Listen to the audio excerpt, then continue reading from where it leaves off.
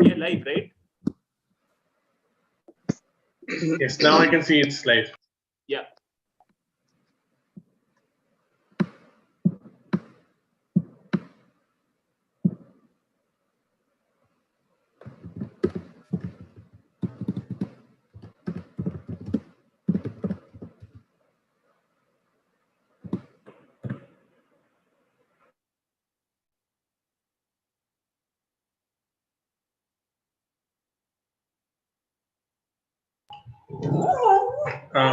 Yeah, Neeraj, you can start, I think. It's 1:50 already. Yeah, we are just waiting. I think Harley ma'am has not joined it. And some more to join, I think so. Nita, can you just follow up with ma'am and all?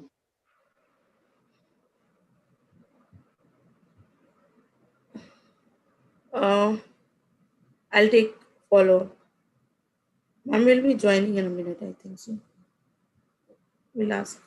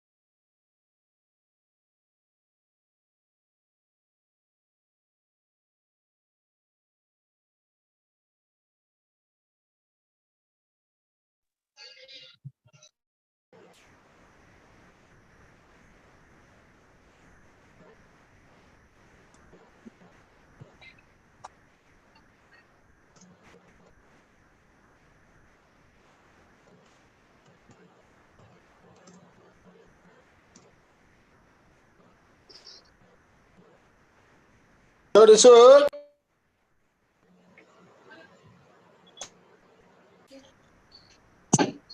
ये क्या है बच्चे? Pratik, please put everyone on mute. Yes, ma'am.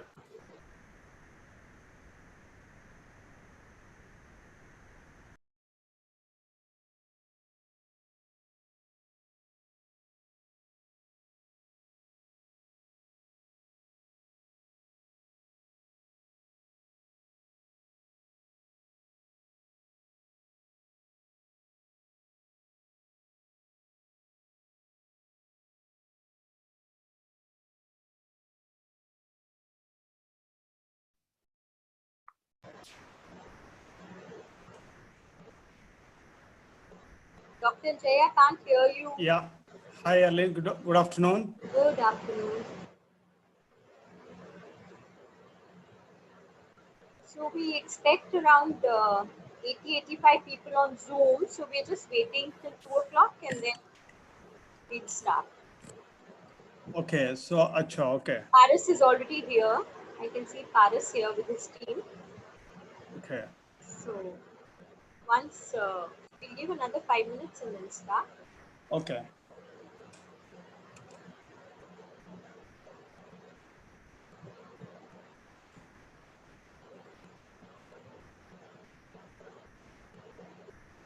So glad you could make it back, Dr. Jaya. Yes, yes. Just I came.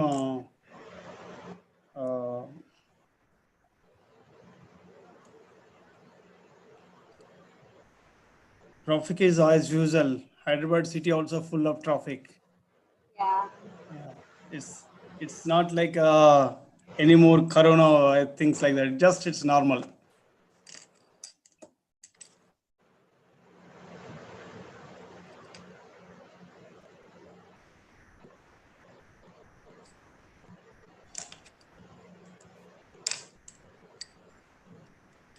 So Tanishka and Nirmala might also drop in to just be a part of session. Kanishta is also. Tanishka and Nirmala, Nirmala is anchoring the psychosocial bit. They might drop in to be a part of the session, not to speak, Okay. but to participate. Great, great. So they said they will try. I've just shared with them in the morning.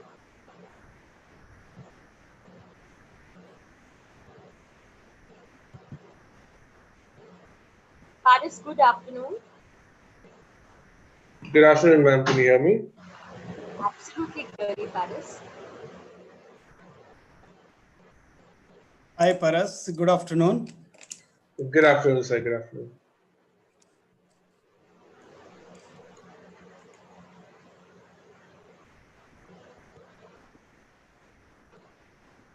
So I have Ahla here, who is my colleague. She's our team lead for Bangalore. Ahla is already on the call as well. Ahla, can you hear us? Yes, I can. Good afternoon, everybody. Good afternoon. How do you pronounce your name? Ahla.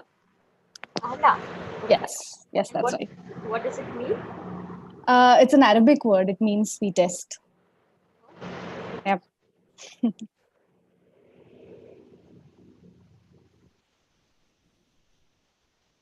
So we are already, Dr. Jaya, about 450 people on YouTube.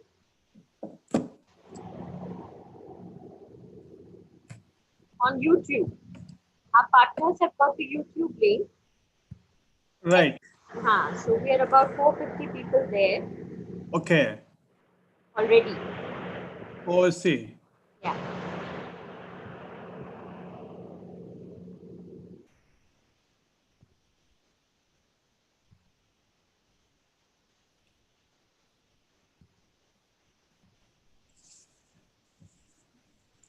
We are recording everything, no, Arlene? Yes, we will be recording. Okay. Pratik, we are recording, right? So I don't see the recording button on. After we start, Pratik. After we start.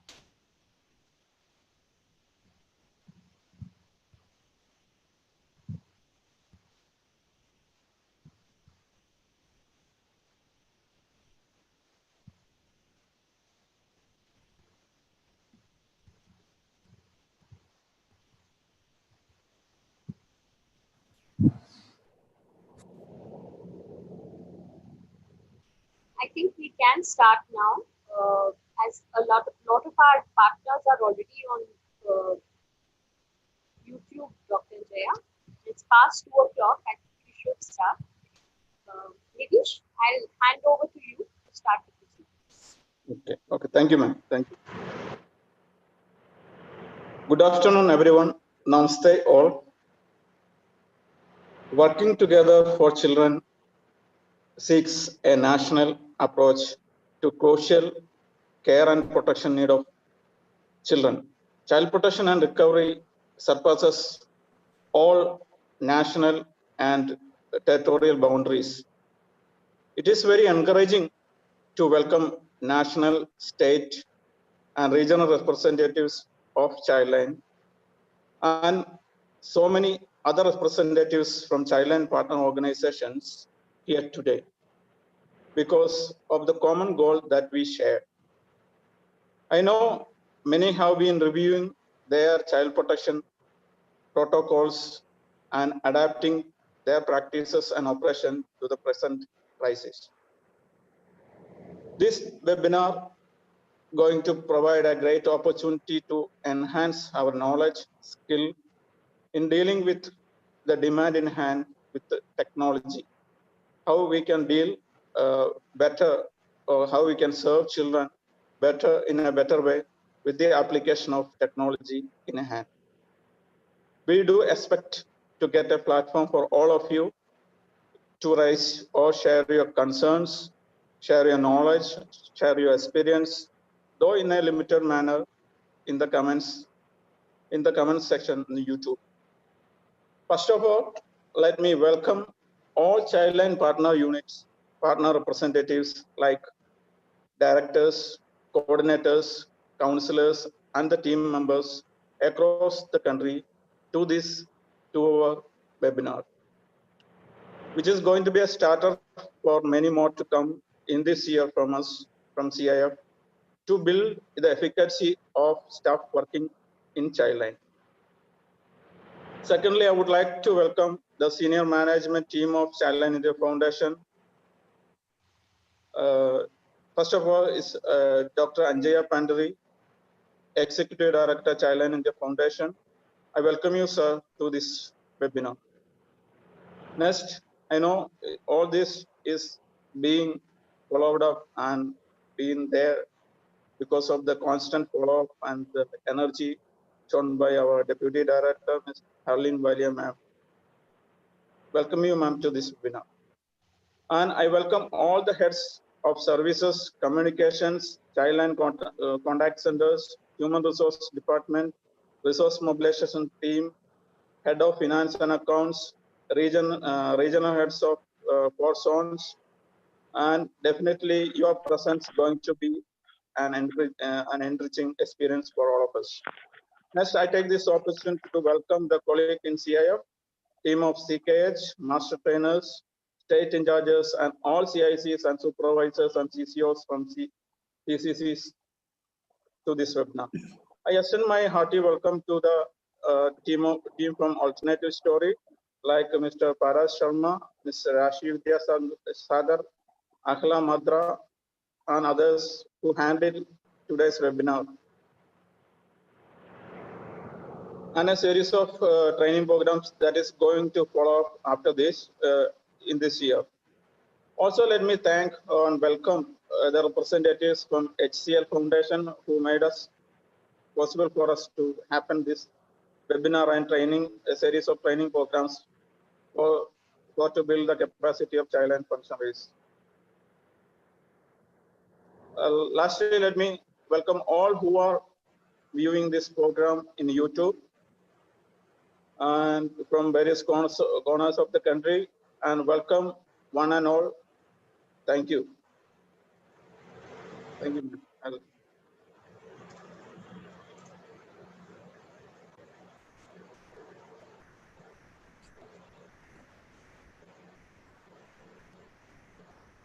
Yeah, now I take this opportunity to hand over for the special address by our Executive Director, Dr. Anjaya Pandari.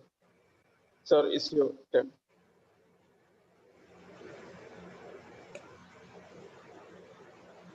Uh, Thank you, Naresh. Thank you, Arlene. Is it audible? Yes, yes. Yeah. Okay. Thank you. Uh, Once again, thank you for this moment and also opportunity to,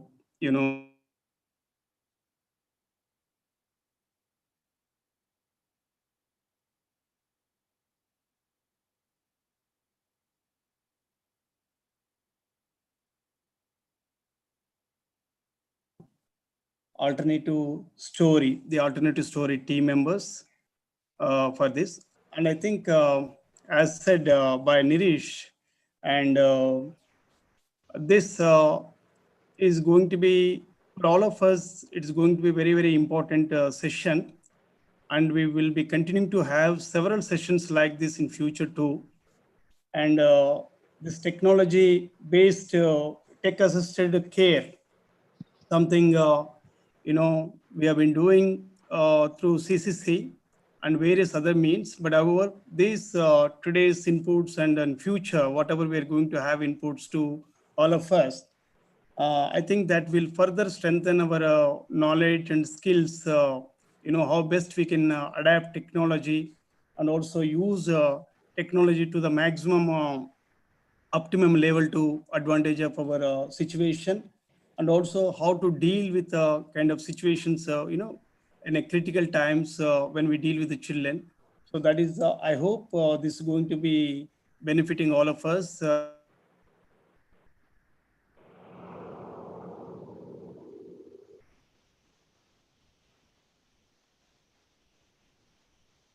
We've lost your voice, Dr. Anjaya. And initiate this kind of a lot of learning and development programs are happening on the online nowadays, and I think this is going to benefit all of us. And I really appreciate Arlene and other colleagues who are supporting this initiative. I also, feel that when we are having a kind of a large scale operations, now we are almost all in 600 districts and towns, and also we are operating in, uh, railway stations. We also started initiating our child help desks, even bus stands. I think in a given scale and the spread across the country, I think we need to go by day. We have to, we have to engage very creatively and to reach out children in distress, children in difficult circumstances. I think this technology supported this kind of counseling, whatever we're going to new skills and new set of skills and knowledge. I think certainly it is going to benefit all of us, and I wish all of you all the best nowadays. And I think I request every colleague and every childline directors and childline teams to take advantage of this kind of opportunities. Don't lose out this. Though we are having several tasks in our hand, we are always busy, but still I request, I I submit and request to all colleagues across all levels to make use of these opportunities and please enhance our knowledge and skills. That is very essential. And this time we got an opportunity to do this. And I also wanted to thank SCL Foundation for us supporting to take up this initiative. And we are very grateful to SCL Foundation team and Nidhi and other colleagues at HCL Foundation. And also I appreciate the RM team and Vikas to bring this kind of inputs, the resources, and where Alina has translated into action and visualized and translated into action. So I thank everybody, and please spend some time, quality time, whenever you don't skip this and don't leave in between unless until we have any technological related problems. Probably, this is a kind of opportunity, and we'll have series of meetings like this. And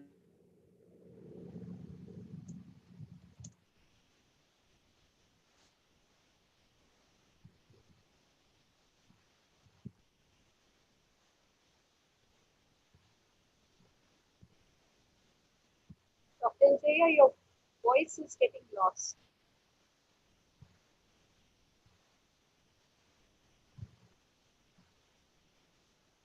I think Dr. Jaya has lost connectivity.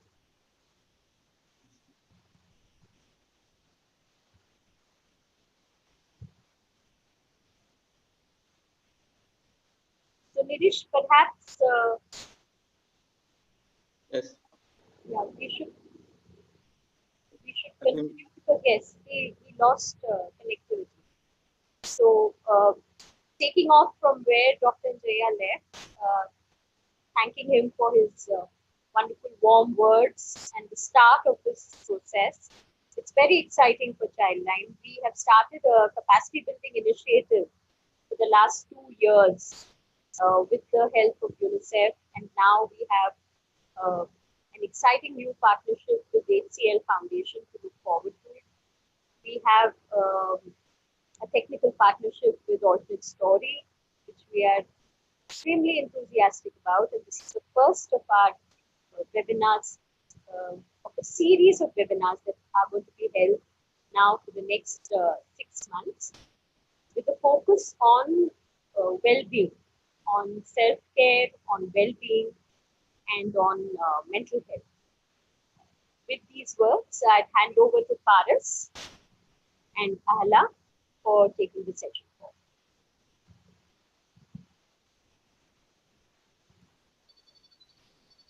Thank you so much, ma'am. I hope I'm audible and visible to all the participants. On behalf of my team at the Alternative Story, namaste to everybody at Childline India Foundation. Thank you, Harleen ma'am. Thank you, Dr. Anjaya, for your kind words. Thank you, Nirish, for the opening and the introduction. And welcome to all the partner members watching us on YouTube. I can see that there's almost 700 of us now. So great to see everybody turning up in such large numbers. My name is Paras. I am founder and director at The Alternative Story, and I'm a counseling psychologist. With me here is my colleague Ahla. Ahla is a clinical psychologist by her qualification, and she is a team lead at Alternative Story, one of our founding team members as well. So over the next couple of hours, we will be talking to you about technology-assisted care, particularly telephone-assisted counseling, and how we can all use technology-assisted care to best deliver counseling and care to the different people who call in to Childline, and what are some useful skills and techniques that we can impart to you in this short interaction.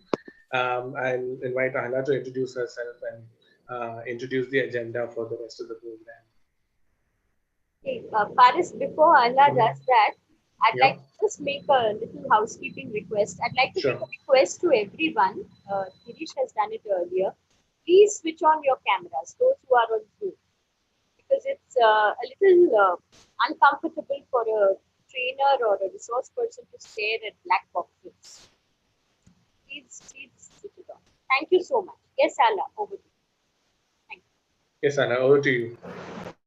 Good afternoon, everybody. Namaste. I'm really glad to be here and be a part of this. And as Paras mentioned, I've been working with All Story since its inception, and I'm a clinical psychologist by training from Tata Institute of Social Sciences.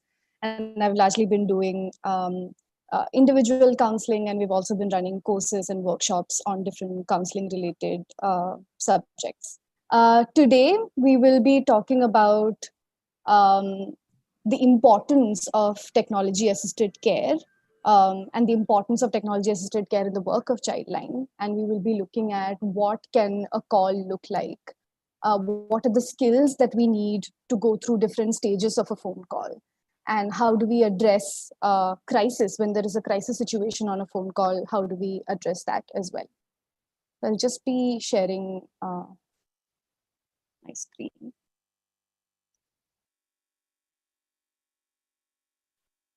There'll be a green button at the bottom that will say screen share.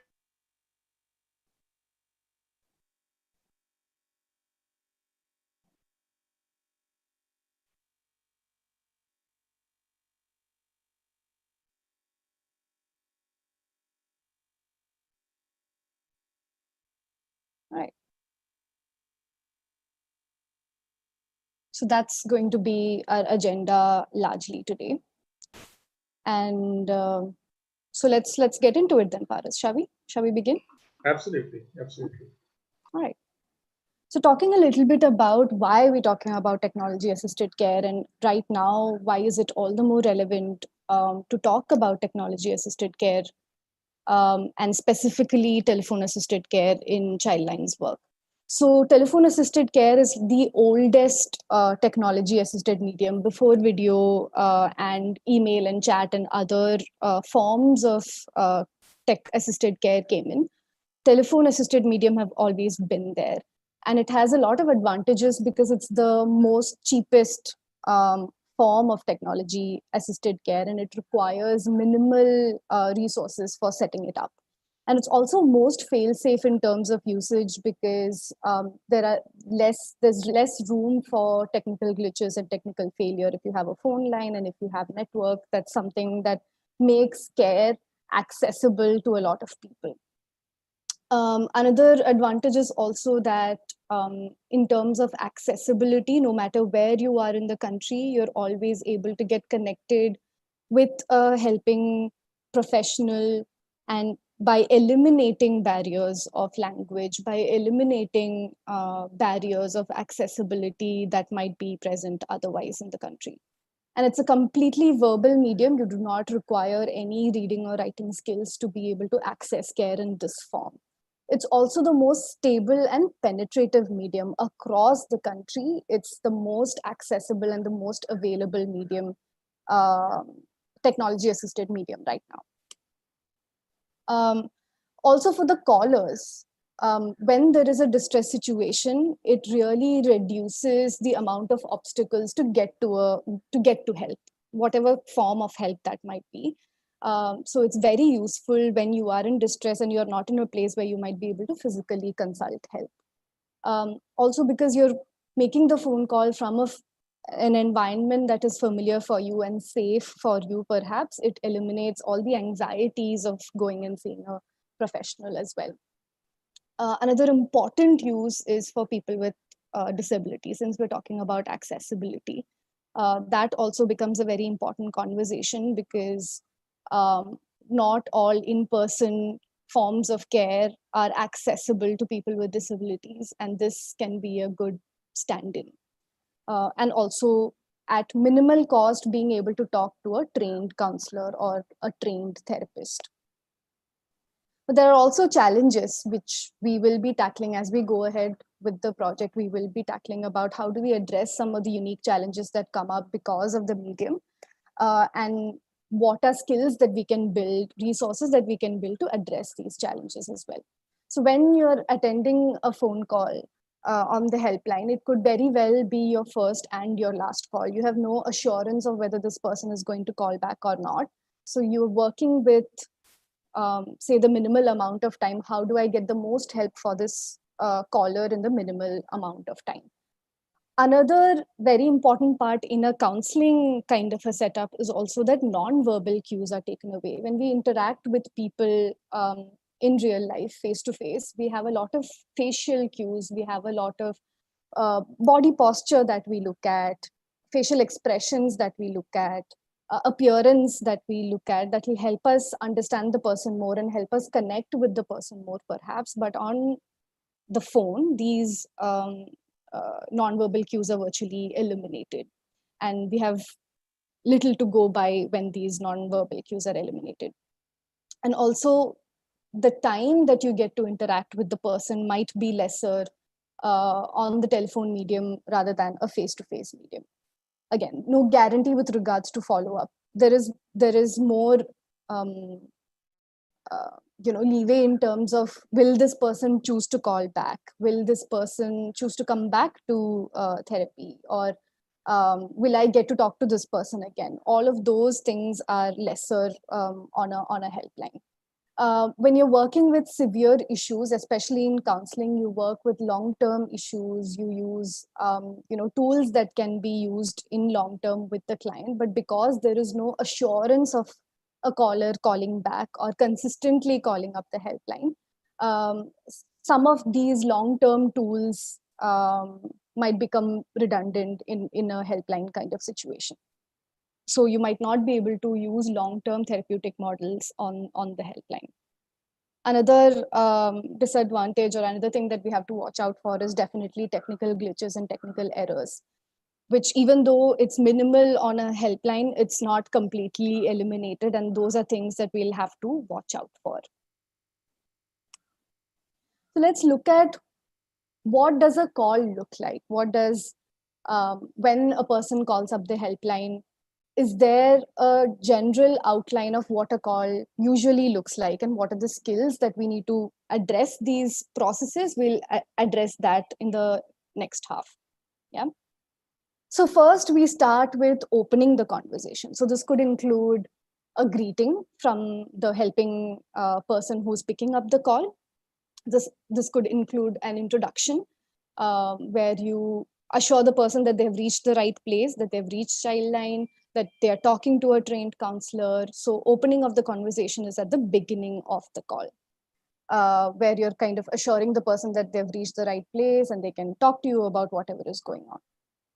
The second, which is also as I talk about these stages of the call flow, what I also want you to remember is that these are not airtight compartments that one thing can happen only after the other. A lot of the times you keep moving back and forth these processes, and a lot of the times some processes exist at the same time as well. For example, establishing rapport or using your listening skills. That's something that can exist throughout the phone call, but becomes a very, very important part of the phone call. So establishing rapport is basically getting to know your caller and assuring that your caller is feeling safe and feeling comfortable enough to tell you about what they are going through. And we're going to talk about what those listening skills are. What are those skills that will help you establish that connection with your caller? We're going to talk about that in more detail. Then comes exploration. Exploration can include several questions that you might ask to help your caller expand more on what they are trying to say. So this could include asking them about what the issues are, asking them about when did the issues start, what are they already doing to cope with it. So getting to know the problem and getting to know the caller a little bit more. The questions that you ask in that process is called exploration. Exploration can also be a great way of establishing connection with your caller as well. Another process that happens on a call is listing and prioritizing all of the issues that the caller has spoken about. Like, for example, on a call, you don't have control over whether the person chooses to speak to you about one concern or several concerns. And most likely it is going to be several concerns that kind of impact each other and impact the person, because they're all very interconnected with each other. So kind of prioritizing what are the different concerns that the person is talking about and prioritizing that concern which you and the caller feel like is most distressing for them right now. And on top of that list would be safety. Is the caller safe right now? Is the caller in a distressing environment? Is the caller in a dangerous environment? So that becomes at the top of your list, no matter what the other concerns are. The helping counselors will prioritize the safety of the caller before they can address anything else. And then we go on to goal setting. So when the immediate crisis or immediate safety assessment is done and there is no immediate crisis, then we go into kind of goal setting. What are things that the caller is seeking to work on? What are things that you can help the caller with? So some amount of goal setting happens on the call. And all of this might not happen in one call itself. I think it's important to remember that sometimes a call is just about establishing rapport and listening and just giving the caller space to talk about their concerns. But a call could also go into action plan. For example, if the person is in distress, then what is the action plan? If there is immediate distress or if there is an immediate crisis happening, what is the action plan that the counselor is going to help the caller with? It could involve different things like anywhere from working on self-care, working on time management or studies, to working on emotional regulation or working on making a police complaint. The range of action plan could be very, very broad. And then you come towards the end of terminating the call. So once you feel like, or the caller feels like the concerns have been addressed and the caller needs time to think about the action plan, or the caller is going to call back about the action plan, you terminate the call. So when you terminate the call, you give the caller more information about how they might be able to reach you back. Once again, if there is a follow-up required, what would that follow-up look like? You would perhaps also give them information in terms of resources that they may need when they're not in touch with the counselor as well.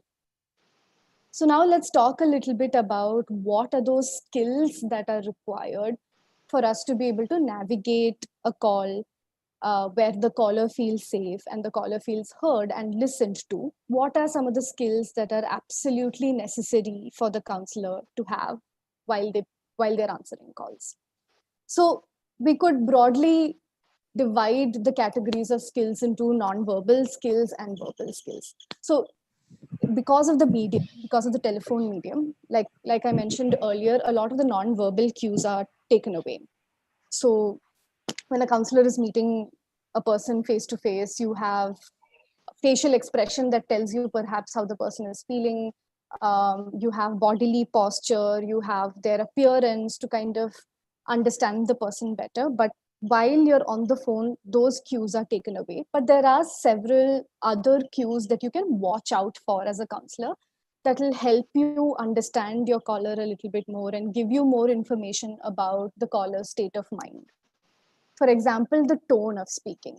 Is the caller speaking in a very high-pitched and fast-paced tone, or are they speaking in a very somber, very feeling very lethargic or feeling very low kind of tone? That can give you an idea about, is the caller feeling anxious, that they're speaking really fast and they're speaking really high-pitched, or is the caller in immediate danger, or is the caller feeling sad or upset or depressed when they're speaking in a really low tone and you can barely hear them speak and they're speaking very slowly? Is the caller tired? So tone of voice can help you understand the state of mind a little better. Whether the person is speaking loudly or softly or in a normal tone. Sometimes a lot of the callers might use fillers like or and that could indicate maybe they're just not ready to talk about things more, or they're hesitant a little bit. They're hesitant to talk about what they're feeling, or they're anxious to talk about it, or they're feeling confused. And very often you can find that in children as well. A lot of silences over the phone call if they don't feel safe enough to speak to an adult, or if they feel like they have a lot to say but they're feeling confused about it. A lot of these fillers or silences can be found quite often. Deep breaths or sighing. So these are all things that you can watch out for while you're speaking to somebody on the phone. Is there a lot of kind of sighs that they're making on the phone call? That could indicate sorrow, or that could indicate frustration. If there is laughter that is kind of inappropriate to the content of what they're sharing, maybe they're sharing something really serious and something really distressing and there is laughter in between, it could indicate nervousness, or it could indicate discomfort with what they're talking to you about. Silences and crying as well becomes very important to kind of pay attention to when you're on the phone, because when somebody is in front of you, if they start crying silently, you're able to see the tears, you're able to see them feel sad, but on the phone it could just look like silence. So that means that when there is silence, you might have to kind of stop and pay attention to what's going on with the caller. Are they taking time to process something? Are they taking time to say something because it's too overwhelming and too distressing for them that they have to stop? So it's okay to leave space. It's okay to have that silences in the call. And it's also even okay to ask your caller that, do you need some time? Is this too overwhelming for you? Do we need to go slower? So it's okay to check in with your caller when there are prolonged silences on the call. Now let's talk about, so we spoke of paying attention to those non-verbal signs on the call. Now let's talk about what are some of the verbal skills that are going to help you navigate these calls. So the first thing that becomes very important is to communicate confidentiality. So confidentiality is basically assuring your caller that everything that they're sharing on the call will remain between the two of you, and the third party is not going to get to know about it. So a lot of the times people might call you up and talk about very intimate details of their life, very private things, and they're almost speaking to a stranger, right? They're speaking to you for the first time, they can't see your face. So it can get uncomfortable for a lot of people. So to assure the caller that whatever information they're sharing will remain safe. So it works in two ways. One is that it gives the caller an opportunity to share more because they feel safe and trusted with you. And the second part is that ethically you're required to share your policy of confidentiality. So this is just an example of how you might be able to share that with your client. Caller, sorry. I just want to let you know that everything we speak during the conversation will remain between the helpline and you. We will not call you back or share your information with anyone else without your prior permission. So you're telling the caller that this is how confidentiality works on the helpline, that everything that you share will remain between the helpline and you. So where you're saying that there could also be a limit to confidentiality, that other people in the helpline might know, but a third party will not know without your permission. So communicating that to the person right off the bat. Sorry, is there a question? All right. I'm gonna consider that it was an accident. All right. Yeah, so right off the bat, kind of telling the person confidentiality will also help the person open up a lot more and helps kind of build that foundation of trust right at the beginning of the call itself. Another limit to confidentiality is also when there is a crisis situation.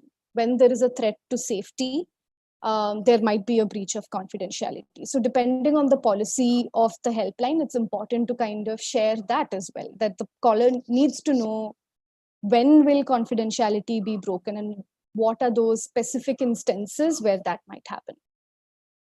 Yeah. All right. Communicating non-judgmentality. So non-judgmentality is going to be something that is going to be the cornerstone of all your phone calls when you're talking to your callers. So assuring your caller that they can talk to you about absolutely anything and verbalizing that this is a non-judgmental space.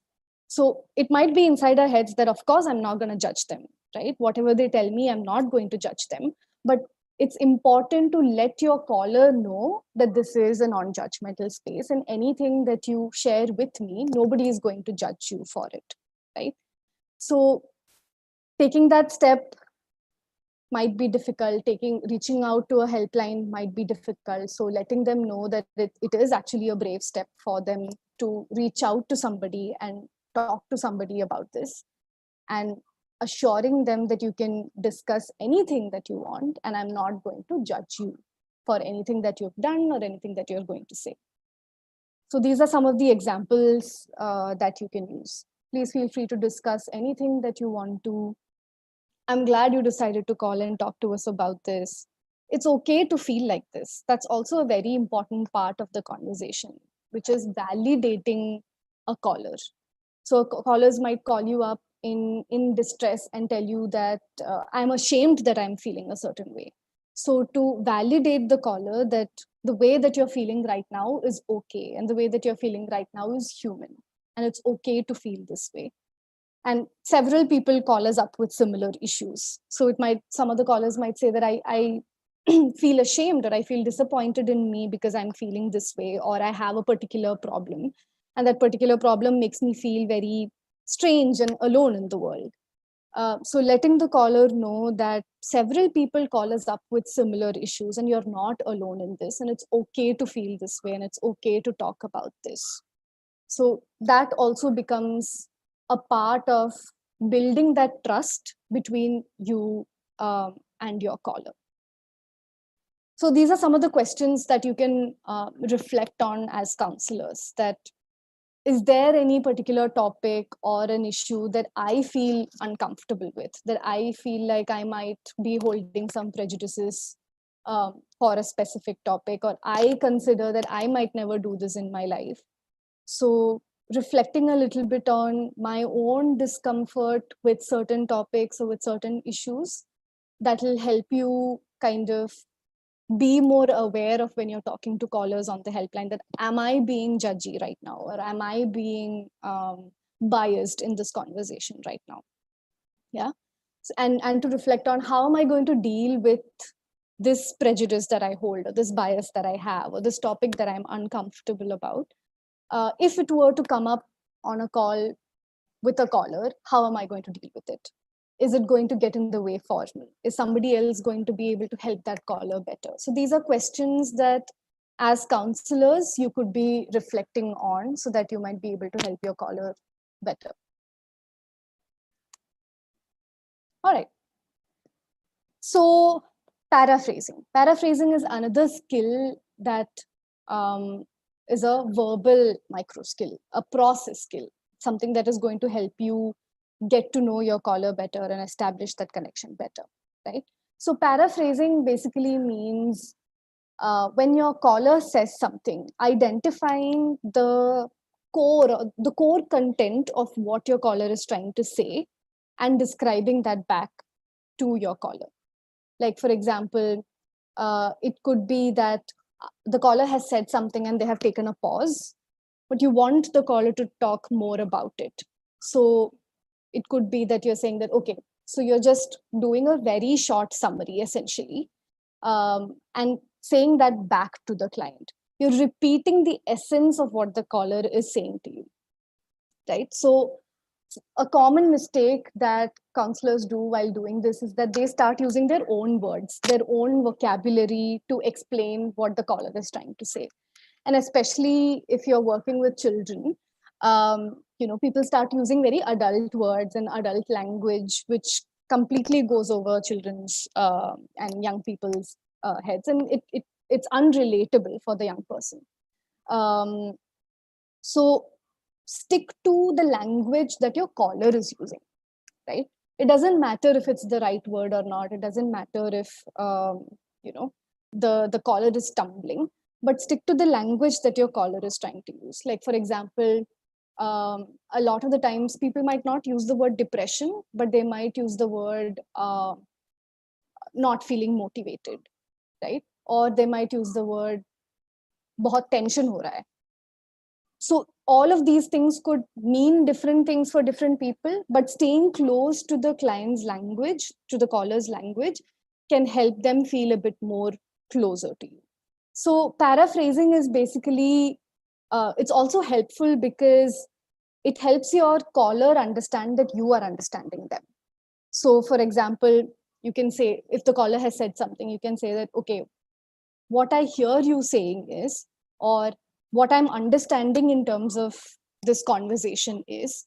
So that will also help you give an opportunity to check in with the caller to see if you have understood it correctly, if you have understood what they're trying to say correctly, right? So these are all examples of how you might be able to say that. So another thing that a counselor can also think about is that how am I going to use this in different languages? So how would I paraphrase in Hindi, or how would I paraphrase in Malayalam, or how would I paraphrase in Punjabi? That's something that you can think about. When somebody is telling me something, how do I summarize it in one line or two line and give it back to the client or the caller, and they can understand that, okay, this person, this counselor is actually understanding what I'm trying to say, so I can trust them, right? It's also like an opportunity for clarification and expansion as well of what the client is trying to say. So paraphrasing was about the content of what your caller is trying to say. Like for example, they could be talking about their school or a problem that they're having with their teacher. So what you're reflecting essentially is that, okay, it seems like you've been running into problems with your teacher at school. That would be an example of a paraphrase.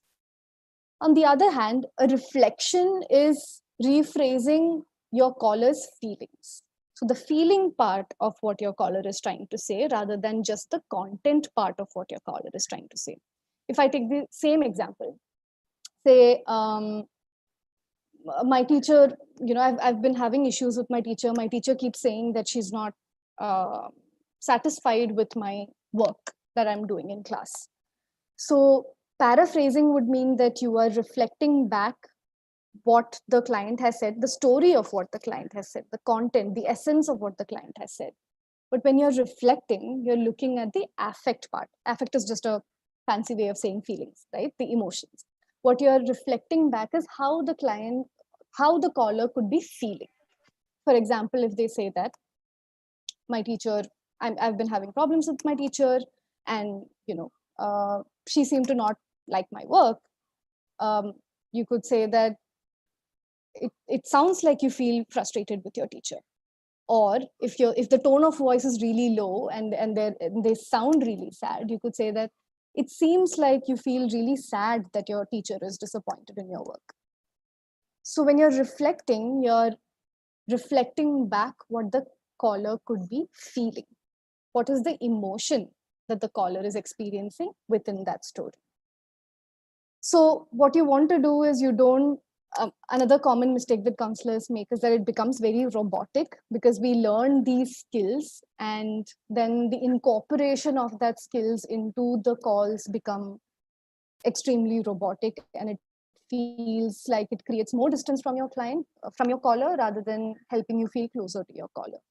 So you don't want to kind of parrot what your client is saying when it comes to reflection, but here you can use your own language and be more authentic while you're reflecting the client's feelings. So these are some of the examples of the feelings that you could identify on calls. So there could be pleasant feelings like happiness, optimism, contentment, satisfaction, safety, security. There could be unpleasant feelings like guilt, shame. Guilt and shame are very, emotions that very commonly come up, especially for young people. Depression, anxiety, fear. And there could also be ambivalent feelings that are a bit confusing. Like, for example, I have contradictory feelings towards the same person, that I love my mother, but also at the same time, sometimes I just hate my mother. So that's ambivalence, where I could have opposing feelings towards the same person or a situation or an object. Yeah. So why is it important for us to reflect? Aida, before we go ahead, there's a question from Mr. Shankaran in the chat box. Should I read that out to you? Yes, please. I'm not being able to see the chat box. Yeah. So I think he asks that for the legal perspective, the matter of confidentiality always matters, where the disclosure of the call or the complainant is necessary to reach any final consequences or processes to help that they meet justice. How should we ensure the balance between confidentiality and the legal process? Yeah. I think in terms of the legal process itself, you should be letting your client know or your caller know what that process is going to look like for your organization, right? So when you can't just assume that just because the caller has called the helpline, they have given you consent. That's not how it works. You need to get informed. There's informed consent there, where you are telling the caller that this is how the process works. And to ensure the caller that the confidentiality breach will only happen while informing them. It's not that anything is going to happen without their knowledge, that you're going to go behind their back and kind of rat them out. But these policies are there in place to assure the caller's safety.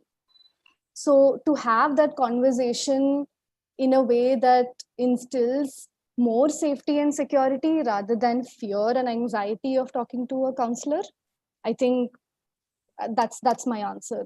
That it's a way that the counselor will have to speak to the caller to instill that feeling of safety and security, rather than making them feel anxious that there is this legal process that is going to harm me in some way. Do you have anything to add to that, Paras? Yeah, I think one point that I'd like to add over there, Shankarji, is that when it comes to the laws itself, the law itself, it gives you a lot of clarity on what to do. So, for example, when it comes to crisis like harm to self, which we are going to cover later on in the session, the Mental Health Care Act of 2017 is very clear that for life-saving measures, we can make a breach of confidentiality to any authorized personnel or mental health professional who can aid in life-saving measures. And utna hi batana hai, we have to say only that much as is relevant to save the life of the client at that point in time. तो ये crisis में आ गया, for like harm to self में आ गया. POCSO, which is Protection of Children from Sexual Offences Act 2012, talks about the fact that if there is any ongoing or potential sexual offense which is going to happen to a child, anybody under the age of 18, then we have to make a mandatory disclosure to a competent authority like the Child Welfare Committee or any of your rescue partners who are on ground to ensure that the child can be protected from ongoing or further harm. There is also the Juvenile Justice Act, which talks about physical violence and other forms of exploitation of the child. So all of them prescribe the situations in which you are legally allowed as a counselor or a social worker to breach confidentiality. They also say very clearly to you who to breach confidentiality to, how much to breach the confidentiality. But just like Anna said, informed consent is to be taken as far as possible. And in situations where informed consent is not possible, there should be an informed breach. Matlab, we tell the client that because this has been identified as a crisis situation, there will be a breach of confidentiality now. And the breach of confidentiality will be towards this effort or this intention. It is not going to be randomly, it's going to be because we need to ensure your safety or somebody else's safety. So that's how we would maintain, in ethics of counseling, we call this as the dilemma between autonomy and beneficence. Should I do what is best for the caller or the client, or should I give the client or the caller control over the counseling process? These two things are always going to be, in conflict with each other, and all good ethical protocols, all laws will tell you, as far as possible, maintain confidentiality, and where you have to break confidentiality, follow the law's prescription as far as possible, so that least amount of harm or least amount of damage is done from the breach of confidentiality. So that's the only other thing that I wanted to add to that. Yeah. Paris, may I just add something Yes. here, please? Yes, ma'am. Just to sum up, I think if I've understood you correctly, what you're saying is, to the extent possible, that is as a general rule, we maintain confidentiality. Don't break confidentiality. Sorry, ma'am, you're not very audible. Not able to hear you very clearly. As a general rule, can you hear me? Yeah, as a general rule, maintain confidentiality. Do not break confidentiality where the child is concerned or even the concerned adult is concerned. To maintain it as a rule. Absolutely. However, with that principle is attached the whole concept of आप उनको inform करते हैं, take their permission when you have to give certain information to some other person. And the third thing, if I've understood correctly again, summarized is, in situations where you have to talk about what the child or adult has told you regarding the child, you follow what the law prescribes. जो भी जैसा कानून में है वैसा follow करके तभी आप बात किसी और अथॉरिटी को बोलते हैं. लेकिन कंसेंट लेना और प्रिंसिपली की बात नहीं बताना किसी को, ये जनरल रूल है. लाइफ एंड डेथ सिचुएशंस में ये नहीं भी लागू हो सकता. Have I summarized it? I think that is what. Yes, absolutely. I think it is you said it correctly that as a rule of thumb, we try and maintain confidentiality as possible. And if we have to, then there are very select situations in which we do, and we follow a very carefully prepared protocol in those situations. Yes, Anna, we can continue. Yeah. All right. Okay. So we were talking about reflecting the caller's feelings and why should we do that? Reflection can be used for various purposes. One is that the client feels understood, that when you reflect back how the client is feeling or how the caller is feeling, the caller feels understood and thereby will talk more about how they're feeling, because they feel like this person that I'm talking to is really understanding me and is on the same page with me. There's also a therapeutic advantage to reflecting feelings is also equipping the client to understand their own feelings, because a lot of the times you might notice that people talk about things very cerebrally. They narrate the story and tell you what the issue is, but there's lesser attention that is paid to how am I feeling because of this situation, or how am I feeling because of this interaction. So the counselor using reflection skills is also one way in which the caller can also learn to pick up and identify their emotions and label their emotions to understand what emotions are. And it also helps the caller distinguish between different sorts of feeling, that okay, this is guilt that I'm feeling versus this is shame that I'm feeling, or this is anger that I'm feeling versus this is hurt that I'm feeling. So it kind of helps the caller differentiate between different emotions that they might be feeling.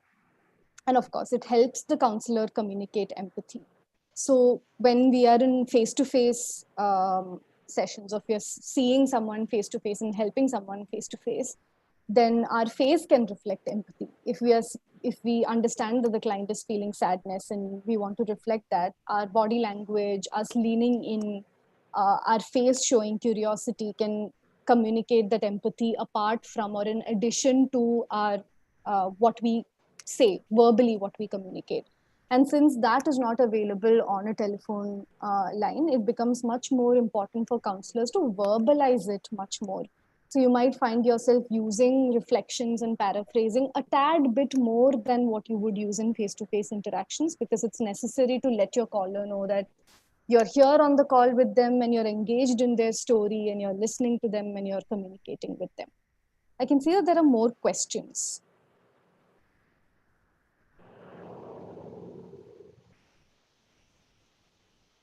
All right. Go ahead. I think Sure. I am attending to them. Right. I think we can cover that also in the crisis intervention part more.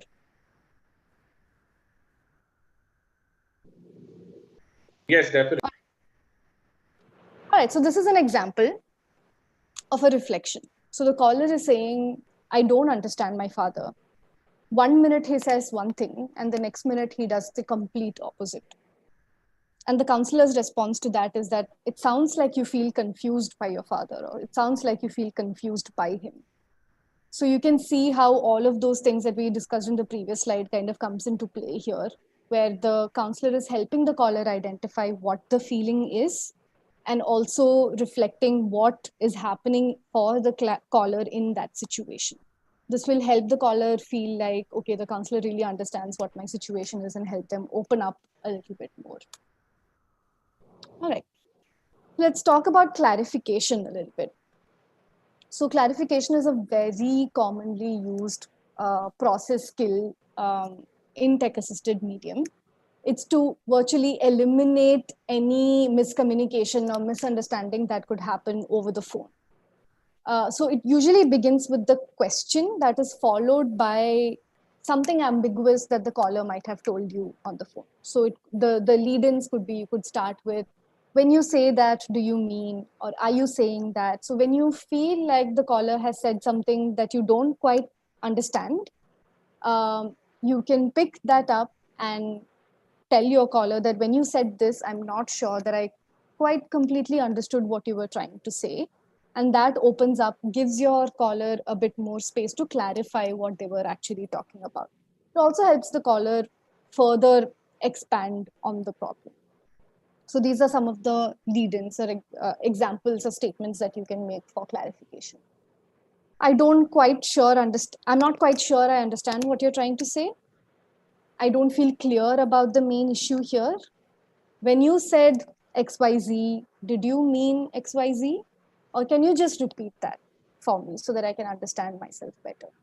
And this becomes much more important in kind of tech-assisted care because, again, there are so many cues that are eliminated for us, and we want to make sure that we understand what the caller is trying to tell you. So it's very important for you to check in with the client. And you can check in with the client by using a paraphrasing or a summarizing also, where you summarize what the client has said and then ask the client, have I understood you correctly?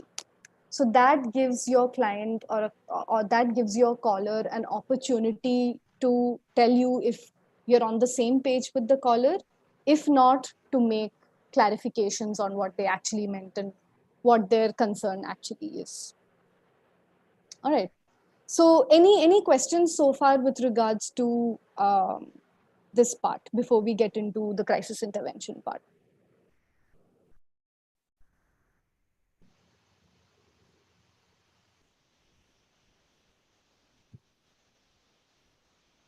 All right. Do you want to go ahead, Paris? Yeah, sure. I'll go ahead and we'll look at the crisis part of the situation. Yeah. Okay. Yeah. Sure. Can you go ahead? No, just go to the heading, please. Yeah. Okay. So so far we have been talking about just the regular kinds of a call where the client is calling you, and what kind of skills we would use verbally and non-verbally in a situation like this.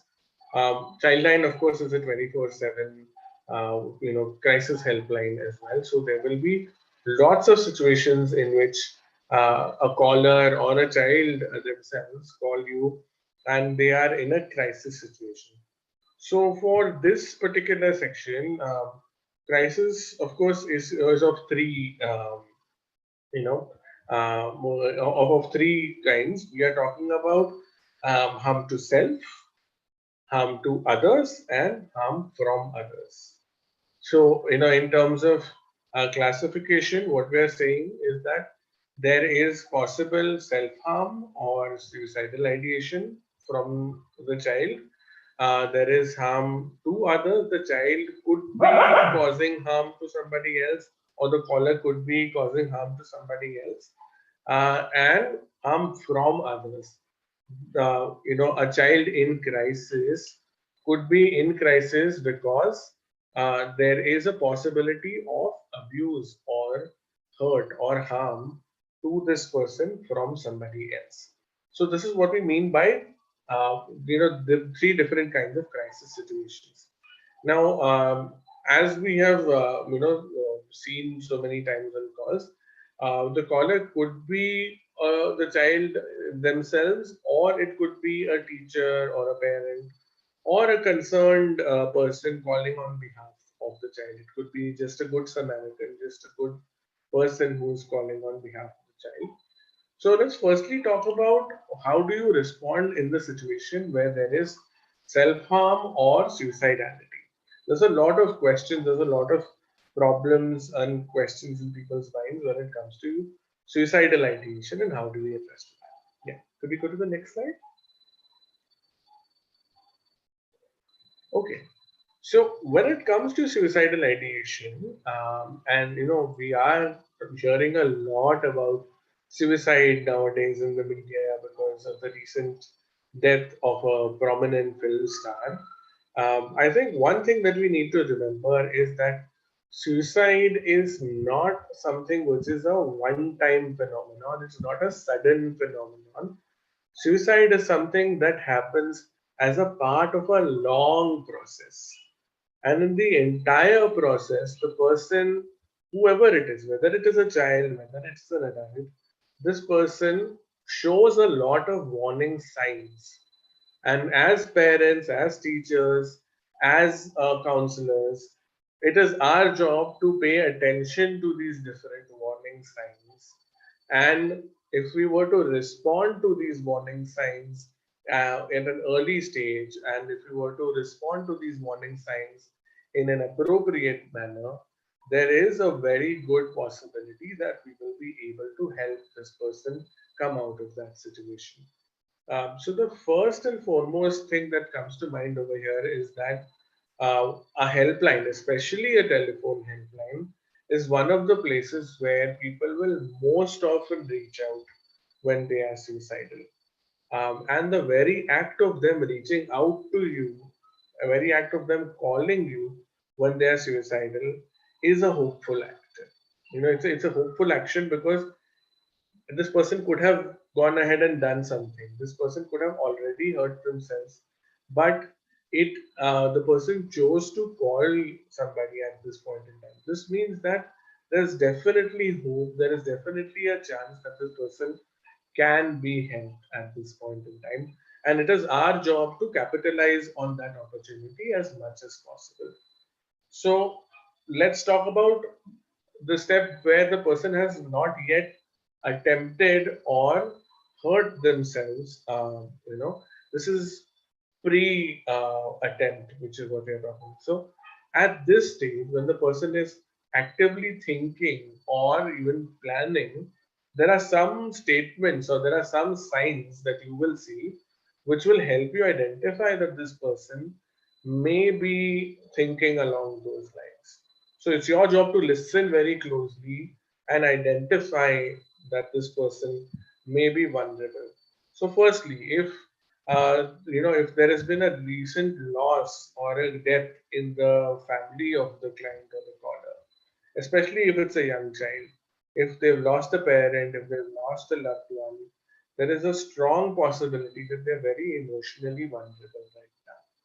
If they have an illness or a family member or a loved one has been diagnosed with a chronic illness or a severe illness, nowadays there's a lot of panic over coronavirus as well, and a lot of people are dying not because of coronavirus but because of the fear that they have contracted it or the report that they have contracted it, and then they feel like there is no way out of this.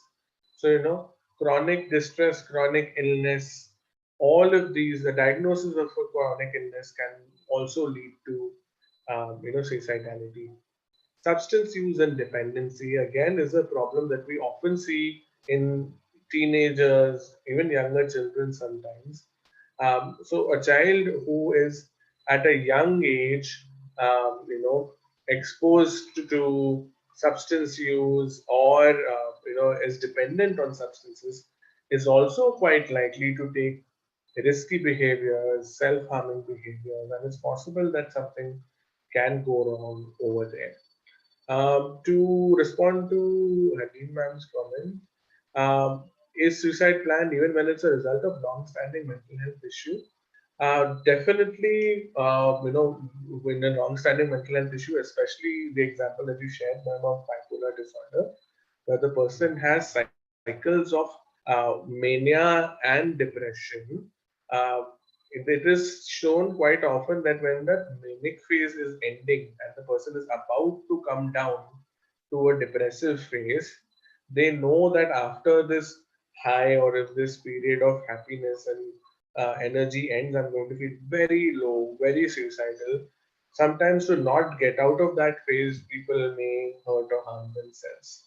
So mental illness definitely makes somebody vulnerable to suicidal ideation or self-harming, but it is quite possible that without a mental illness also, somebody can hurt or harm themselves. So there is this strong association that people think is there between mental illness and suicide. हम सबको लगता है that mental illness equals suicidality or somebody who's suicidal equals somebody who has mental illness. Now, WHO has statistics for the world over, and WHO says that for most countries in the world, 90% of suicidal cases or 90% of completed suicides can be because of undiagnosed or diagnosed mental illness. It says that there are two countries in the world which are an exception to this. One country is China and the other one is our country, India. And in India, it says that 60% of suicidal cases, we can say that there is some mental illness related issue. But it says that for 40%, 40% cases there is no diagnosable or identifiable mental illness, but there is a psychosocial. Psychosocial meaning that there is a societal or individual or interpersonal reason because of which the person may be suicidal. This could be failure in exams, this could be failure in a love relationship, this could be forced marriage, this could be because of abuse or assault, it could be because of harassment, various issues. It could be because of financial deprivation, economic challenges. So it is not often that only mental illness causes suicides in India. India has the highest number of suicides in the world, but 40% of these suicides are not even related to mental illness. So, how do we identify, since it could be such a vast reason? Yes, ma'am, you have a question? Sorry, Paris, I thought my typing wouldn't convey. My question was not whether all suicide is associated with a mental illness or mental health. I wanted to know whether in certain conditions of a mental health problem, suicide may not be planned. It may be an impulsive act due to the pathological situation. Again, there too, I think research says that it's very rare that it's an impulsive thing.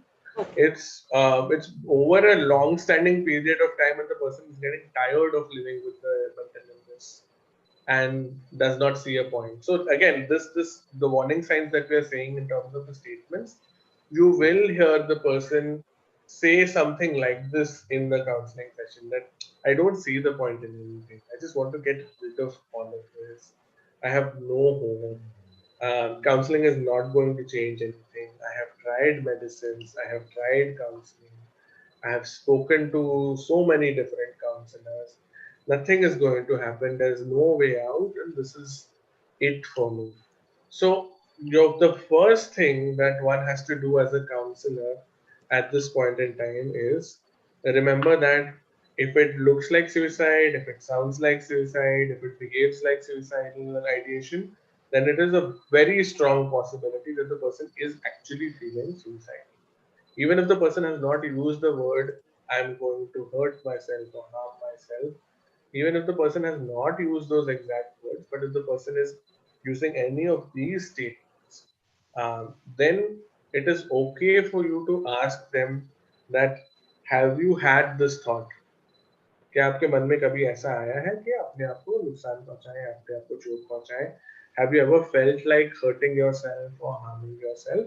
One common myth or one common misunderstanding people have is that if I ask this, then the person will start thinking about this. But that is not how it works. It's not that if I ask somebody a question about suicidality, then they will get the idea. We didn't invent the idea of suicide. The idea of suicide is something which people are familiar with. In fact, research shows that if you ask the person, they feel that it is safe for me to talk about. If you remember, and I was talking about non-judgmentality, if you convey to the person that I'm willing to talk to you about this, they know that this is a non-judgmental space, and I can even tell you that this is what is happening. And again, research, what you say, it is showing that somebody who has hurt or harmed themselves, like a lot of times, children are hurting or harming themselves by cutting or causing damage to themselves or taking substances or medicines. If at a non-suicidal level, if we are able to get them to share with us that they have started doing this, it can be preventable from escalating in the future. If we can stop it at the thought stage, it will not go to the action stage. If at the action stage we can stop it at the non-fatal stage, there's a strong possibility that it will not turn into a fatal attempt. If the person has made an attempt and has called us, there's quite a strong possibility that we will be able to get them help and prevent a future attempt. So it is always about where the interception happens. Right. Can we have the next slide, please?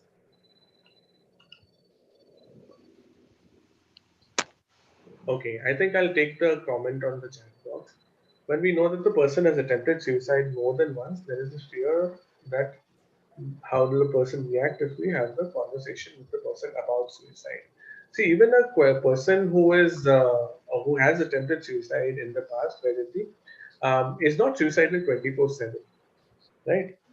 In fact, many clients are able to very calmly and coherently talk about why they felt like attempting suicide, what were the circumstances in which they attempted suicide, and what is their current scenario in comparison to that situation. And in fact, talking to a suicidal client or somebody who has a history of suicide attempts about why this happened, how this happened, what helps you identify that you're feeling suicidal again is an important part of risk assessment and safety planning. So you cannot do risk assessment and safety planning without talking about suicide. So it's okay for you to ask all of the questions which I'm just about to share, especially when the person is not actively suicidal. जब कोई actively suicidal नहीं है, it is actually the right time for us to talk about this because this will help us make a plan. Similarly, just like there's no point of making a disaster management plan when the disaster is ongoing, a disaster management plan is made before a disaster happens, or in a situation where a disaster has not happened.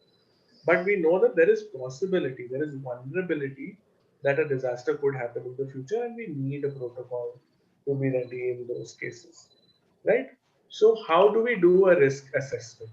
So risk assessment, like I have mentioned on the slide, is a collaborative process. It's not that you will extract this information from the caller. The caller has to cooperate with you. So ये तभी possible है जब when you have a good rapport with your client. If you have a good relationship, good rapport, good level of comfort with the client, only then will the client be willing to give you this information. इसके बिना the client will not even be willing to give you this information. But chalo, let's assume that the client is willing to give you this information. What is the question that we will ask them? Yeah. What are the kinds of questions that we will ask them? So there are there are three major areas that we have to look at. One is the frequency, yeah, of the thought. Yeah. So that means in the last 1 month or in the last 1 week or whatever, since the time that you have been under stress, what is the frequency? How often do you have thoughts of suicide? Let's say you can even ask them, give me a rating of 1 to 5, 1 being the lowest and 5 being the highest, of how often have you thought of attempting suicide. So if the client says 1, it means maybe once in a month, or only when things are bad have I even thought of it. That means the risk is quite low. Let's say if the client says 5, which means that quite often I have thought of suicide, and almost every day, every single time the thought of suicide is going on in my mind, that means the risk is quite high. Then the second thing that we ask is intensity. Hindi में तीव्रता बोलते हैं. How strong or how intense is the thought of suicide? Is it just a passing thought, or is it a very strong thought? Is it a thought which you can put aside and focus on your work or something that you are doing? Or is it such a strong thought that you're not able to focus on anything when that thought strikes you, right? And the third and the most important thing is control. Even if your thoughts are frequent, even if your thoughts are intense, do you actually feel like you will carry out that thought? क्या आपको लगता है कि आप ये कर बैठोगे? That's the question that you have to ask the person at that time. And if the person says yes, that's the most important part of it. If the person says yes, I do feel like acting on my thoughts, then you ask the rest of the questions, right? So at the first question, if the person says low frequency, ज़्यादा thoughts नहीं है, low intensity, ज़्यादा strong नहीं है वो thought, and high control, no intention of acting on these thoughts, then we can say that the risk is low. But we need to continue monitoring it in the future. But if the person says, yes, high frequency of my thoughts, high intensity of suicidal thought, and low control over the thoughts, then you should go through the rest of the questions that we are asking. तो सबसे पहले ये पूछना जरूरी है that is there a plan? Do you have a suicidal plan or a method in mind? Have you thought of how you will hurt yourself or how you will harm yourself? Why is this important to know? Is because this will help you understand how far in their preparation the person is. If the person says, no, I just have these thoughts, but I haven't really thought about it, versus somebody says that, yes, I have a date, a time, and a method in mind, that is telling you a very different level of preparedness. And it is also telling you whether you need to breach confidentiality at this point or not. Yeah. Secondly, you have to also ask कि preparation कितना है? How much preparation has been done in terms of have you gathered the materials?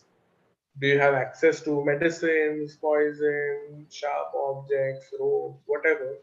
If they have actually got access to that material, then the risk is much higher, right?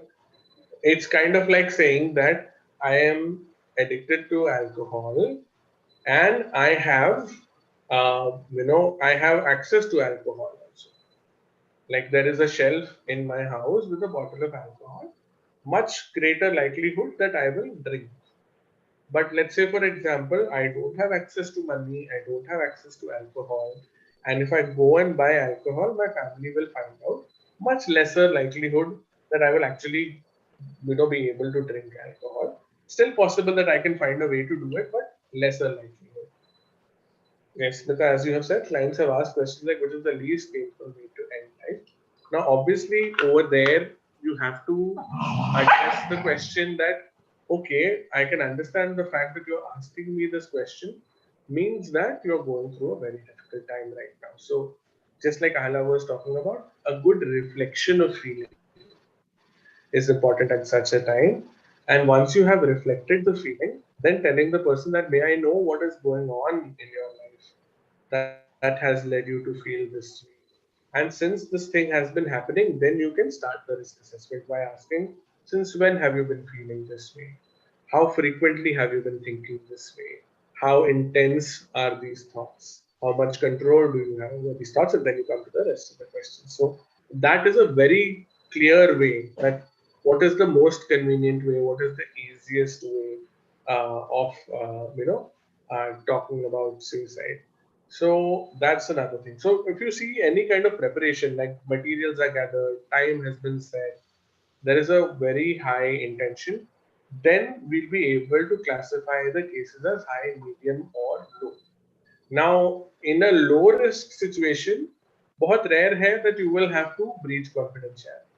In a low risk situation, what we will do is we will make a pact. A pact is like a promise, and a promise that you will, look at making me a call regularly, or I will call you back, in a certain period of time to periodically check in on you and see that you're doing okay. In a medium risk, I may or may not have to breach confidentiality. Medium risk may depend करता है whether there is access to harmful materials or not. In a medium risk, I may at least want to tell the caregivers that this is what I spoke of, and you keep at least the dangerous objects or the harmful objects away from the child, so that the child doesn't attempt suicide. And high risk may definitely आपको breach करना होगा confidentiality, because in high risk it's highly possible that an attempt has already been made, or there is an attempt actively coming up in the next few hours or the next few days. So depending on your assessment of the situation, whether it is low, medium or high, we will decide, okay, do we have to breach confidentiality? How much confidentiality has to be breached, and whom confidentiality has to be breached to? So that is something that we need to look at. In fact, I think, Surya, as you are saying, people search Google and then they try to find these different ways. Now, Google, Facebook, Twitter, Instagram, even YouTube, if you type the word suicide itself, it will not show you search results. सबसे पहली चीज it will show you is a suicide helpline, or it will ask the person, are you feeling suicidal? Click this link, and it will give them access to helpful resources. So all social media channels have got this option now that if somebody searches ways to die, easy ways to die, I want to die, suicide, things like that, it will very clearly say, are you feeling suicidal? And it is even so advanced now that it will give the link of the suicide helpline of your country and sometimes even your city, or the nearest city's helpline will give that to you. So I think that's a very good feature that is there on on these places, and there are some very good resources also when somebody attempts that. Second thing also is that if you see, let's say for example on social media, somebody on Facebook or on Instagram or Twitter, YouTube, wherever, you see a person, especially a minor, talking about suicide, there is a report suicide button. You can report any post or any content on social media as this person may be feeling suicidal, and the social media or platform will reach out to that person and contact them and try to ascertain if they are safe, or at least tell them that people are concerned about your safety. Here are some numbers, or here are some helplines that you could reach to. So that's on the client side, but I mean, this on the counselor side, definitely talk to your client about the fact that they're feeling suicidal. The more you can engage them in conversation, the less likely that they will actually make an attempt. जितना time कोई आपसे बात करने में spend कर रहा है, they are not spending that time hurting them or harming themselves. So it's always a good idea that the person is talking to and they are engaging with. Yeah. Anna, could we have the next slide? Okay. So I'll just outline the process of what we do in a high risk situation, right? So first thing first, if you see on the top left, is engage the person, talk to the person, right? So this is what we call as the trauma informed model of counseling, which basically means that what do we do in order to ensure that the person remains safe. So the first and foremost thing to remember is that suicide prevention, especially helpline work, is not a one-person job. It's a team effort. And you will see over here that there is a large team that has to work together. It's not just the counselor who is talking to the person. The counselor is the bridge which will connect this client to everybody else. So the role of the counselor on call is crucial, perhaps the most important, but it is not that they are alone. The counselor's job at the start is to keep talking to this person and stabilize them, right? So आप imagine करो, like somebody has been brought into the emergency ward of a hospital. The doctor at the emergency ward has to first very quickly assess how much is the level of risk in this case. After they have assessed the level of risk in the situation, first aid has to be provided to the person. So similarly, emotional stabilizing has to be done by the counselor. once the person is engaged in conversation, एक बार वो बात कर रहा है and they are ready to continue talking to you, yeah, you don't have to make them make any promises that first you promise that you're not going to hurt or harm yourself, otherwise I will not talk to you. We can't do that. We have to talk to them unconditionally. We have to talk to them, without any kind of promises or any kind of, conditions. But we have to just keep saying that now that you have called, can we at least continue talking? And maybe there will be a way that I can help. Saying that much is okay. Then from the stabilizing, we go towards ensuring that can we delay this attempt as far as possible? Is the person willing to put away the object? So, for example, when I have talked to children and they have called feeling suicidal, I have asked them, okay, what is it that you are planning to do? They'll probably say something like, oh, I have access to this chemical, or I have access to this medicine, or I have access to this knife. And one good thing to do would be, can you, while we are talking, keep it down? You can keep it on the table or keep it in front of you, but while we are talking, can you keep it down or can you keep it away? Right? And if by the end of this conversation, if you don't feel like doing it, if you feel better by 5% or 10%, then you will put it away and not touch it. Right? While we are doing this, comes the question of confidentiality breach. Every counseling ethic protocol will tell you that यहाँ पर you have to breach confidentiality to ensure the child's safety. Now, who can we breach confidentiality to for a child? I'm especially emphasizing on the child. I will also talk about an adult after this, but I'm saying that let's say caller is below the age of 18. Who do we breach confidentiality to? Now, the Mental Health Care Act does not say that it is compulsory that you have to tell the parents, because the child may be feeling suicidal maybe after a fight with the parents, or maybe the parents are abusive also. So, who should you talk to? You should try and identify a safe adult person, right? A safe adult contact. You can ask if that safe adult contact is a parent, a grandparent, an older sibling, a family member. But if there is no such relative that the child identifies, then a government official who is a child welfare committee government official, or any other medical or mental health professional can also be contacted in that situation. So first preference is always given to family, but if the child cannot contact the family, or if the child does not want to contact the family, then we ask the child if there is some other contact or some other safe person. So यहाँ पर we are not giving the person a choice of whether or not we can call somebody. We are giving them a choice of who we can call. तो ये choice नहीं है कि बोलेंगे कि नहीं बोलेंगे किसी को.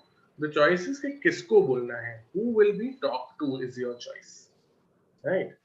And the other condition is that that person also has to be willing to talk. Now I can say that I want to talk to XYZ, but then that person is not willing to talk to you. How are we going to help, right? How am I going to help this person, especially when somebody they have nominated is not going to help? So the nominated safe person also has to be willing to help the child. Now, apart from a safe person, the job of the safe person firstly is that they need to reach this child immediately and be with the child immediately. Now, let's say, for example, for whatsoever reason, the safe person is not able to reach the child at that point in time. And let's say, God forbid, the person has already hurt themselves or harmed themselves.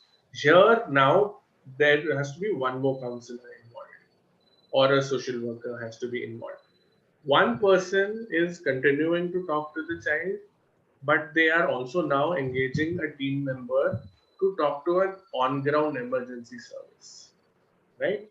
Now, let's say if Ahla is the person who's talking to a child who is suicidal, and I am her colleague who is there at the shift with her, Ahla will give me the information and say that you coordinate with an emergency vehicle or a rescue vehicle or an ambulance to make sure that this child is moved to a medical facility or a health facility, right? So I am doing the coordination with the emergency service. Ayla is doing the coordination with the child. Both of us together are ensuring that the person is connected to the on-ground emergency service, right? And we say to the person that once you have reached the service and the safety of the child is done, they have to continue calling this 24/7 helpline of yours. Whenever they are in crisis, they should continue calling on this helpline. The second thing that you will do is you will also regularly check in on this person. So especially we believe that in the week after a suicide attempt, there should be at least one check-in in a day. If the person is moderately suicidal, then at least once in a week, follow up with them and check in how the person is feeling, how are they doing. And the pact is that you will be available for the counseling session. If you are not available for the counseling session, then the safe person will be contacted, right? If the person is not answering the phone, then मैं assume करूँगा या मैं assume करूँगी that there is something wrong, and I will contact the safe person again and say that, listen, some days ago I had spoken to this person and they were not feeling okay, and again now they have stopped answering the phone. This is why I am now feeling like somebody needs to talk to them, right? So this is the idea of how we would look at in a crisis situation. Now, which part of this will change when we're talking to an adult? Not much. You would still talk about stabilizing the person. You would still talk about removing access to harmful objects or ensuring safety. In the safe person part, Mental Health Care Act का ये चीज है that अगर client is above the age of 18, they have the right to nominate any other adult Indian as their safe contact. Same process involved that the person has to be willing to be their safe contact, but it is not by default that you have to choose family. This person can nominate any other adult Indian as a person that is their safe contact. बाकी जो पूरा process है वो same रहेगा almost यहाँ. So I think there are any questions at this point on the Zoom call or on YouTube. We just take those questions and then we will look at going ahead. Okay. In a face-to-face setting, Anuradha ma'am, it's very different because the person is in front of me. In front of me, when the person has come, I have actually taken a written informed consent from them before starting the counseling process. So I have the person in front of me firstly. Secondly, I have address, I have telephone number, I have contact information. I already know around my vicinity and my counseling center what are the emergency services. On the telephone, I may not know the identity of the person. I may not have informed consent from the person to breach confidentiality. If I have informed consent to breach confidentiality, I may not have the information to breach this confidentiality, and more importantly, I may not be able to directly connect with the emergency services. I may not even know what the emergency services are at where the client is at this point in time. So that's something which is an important, challenge over there.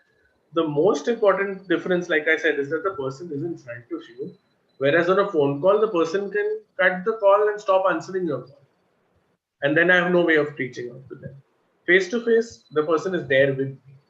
So I can ensure that unless the person is safe and stable, I can ensure that even if they have to go home, somebody can come to the counseling center and take them and go. But on a phone call, very less chance that we can do something about it. Sometimes all that we have is a telephone number from where the person has called. वो भी हर एक situation में we may not have accessible to us the telephone number from which the person is called. So very different from face-to-face situations. Also, given the confidentiality of telephone counseling, the anonymity of telephone counseling, you are much more likely to hear from a client that they are suicidal on the phone. Face to face, it's quite rare that the person will even feel comfortable expressing it to you. So, like I can tell you, I have led a helpline and I work face to face also now. When I was running a helpline, I could say easily that 10% of all the cases that we were dealing with were actively suicidal. When I am, looking at the same thing in my face-to-face practice, it probably would be 2 or 3% at best who are actively suicidal. Just may say probably 1% or lesser are high risk. So the likelihood that somebody talks about suicide itself is quite low in face-to-face setting. How long does handholding need to happen? If somebody has made a suicidal attempt, then the first month after the suicidal attempt is crucial. We need to have after the first suicide attempt, we need to have every day for that week the person will be on suicide watch. Then after that, twice a week for the first month, and then once a week until the rest of the 3 months. So for the first 3 months, if we have established that there is a reduction in the risk level and there is no repeat attempt, then after the 3 months, we can de-escalate the risk level. If somebody is moderate and for 3 months they don't attempt and their risk level remains stable or actually goes lower, it's possible to move the person to a low risk level. I would usually keep the person at low risk level if at any point in time they have attempted or expressed suicidality. A low risk suicidal caller or a client is not an actively suicidal caller, but it's always important to know that this person has been suicidal in the past.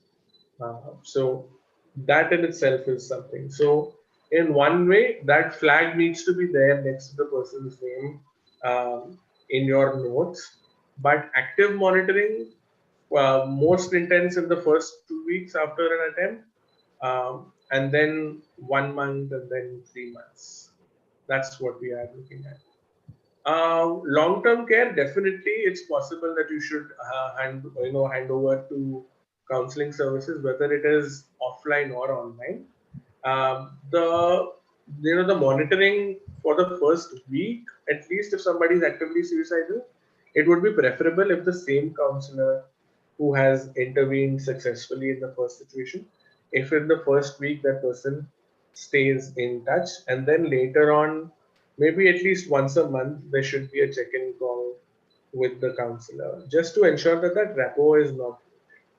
But yes, I would say long-term care, it is a better idea to refer out to a counseling service like another helpline or a professional counseling service, because there might be a long-term requirement for counseling.